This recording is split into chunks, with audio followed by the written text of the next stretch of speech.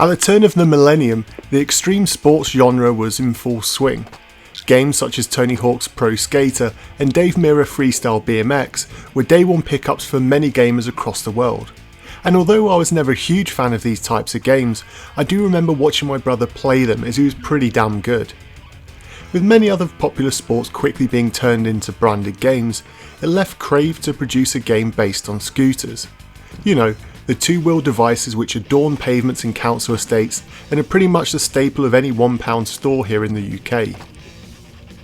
It seemed an odd choice to turn this into a game, but on the back of how popular the other titles had become, it was perhaps a wise choice, especially as Razer, who manufacture the little machines, were willing to slap their name on as a brand deal to help push their sales.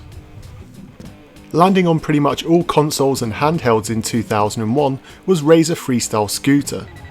We're focusing on the N64 version here, which was a North American exclusive title. Whereas the games in the Tony Hawk and Dave Mirra series were aimed at teens and adults, Razer Freestyle Scooter is clearly aimed at the younger gamer.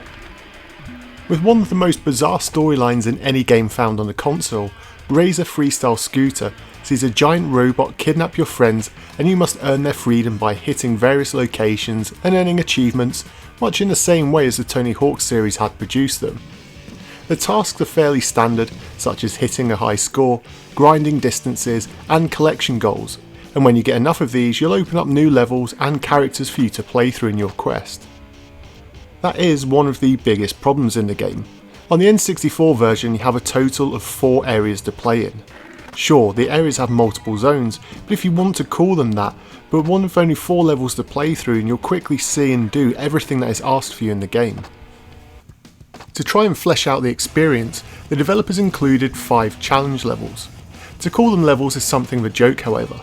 They are nothing more than basic tracks with slight puzzle elements which you'll need to work out in order to get to collect everything on offer.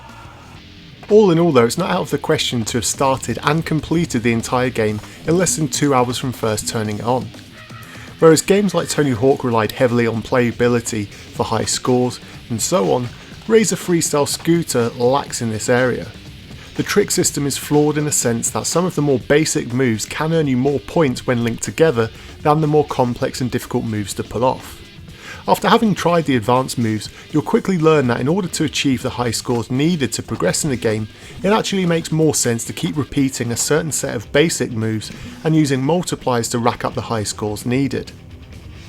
The environments don't lend themselves well to doing this, and the design of the levels is clumsy and lackluster at best.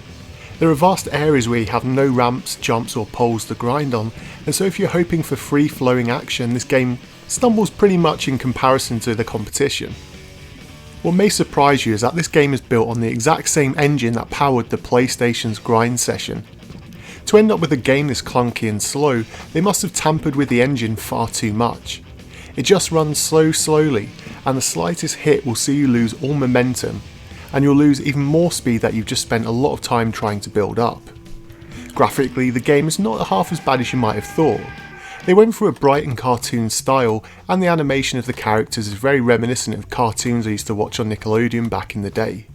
It's not pushing the console in any way, shape or form, but if you've grown tired of the more realistic visuals of Tony Hawk or Dave Mirra, then this could be a welcome break. Like many of the other extreme sports titles of the time, this game has a fully licensed soundtrack. For the N64 version however, the MIDI renditions are quite awful, and the low quality and muffled audio continues to make this game feel like nothing more than a quick cash-in on the popularity of this genre.